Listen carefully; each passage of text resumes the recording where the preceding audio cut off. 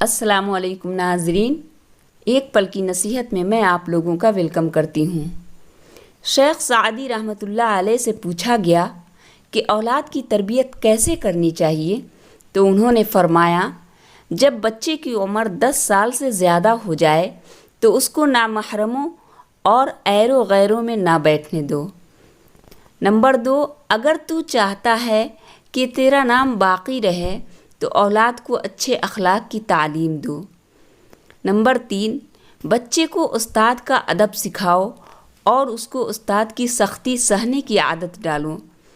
Number 4، بچے کی تمام ضرورتیں خود پوری کرو اور اس کو ایسے عمدہ طریقے سے رکھو کہ وہ دوسروں کی طرف نہ دیکھے۔ نمبر 5، شروع میں پڑھاتے وقت بچے کی تعریف اور شاباش سے اس کی حوصلہ افزائی کر۔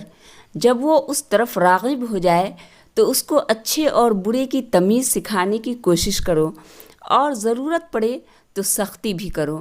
نمبر 6، بچے کو ہنر سکھاؤ۔ اگر وہ ہنر مند ہوگا تو برے دنوں میں بھی کسی کے سامنے ہاتھ پھیلانے کی بجائے اپنے ہنر سے کام لے سکے گا۔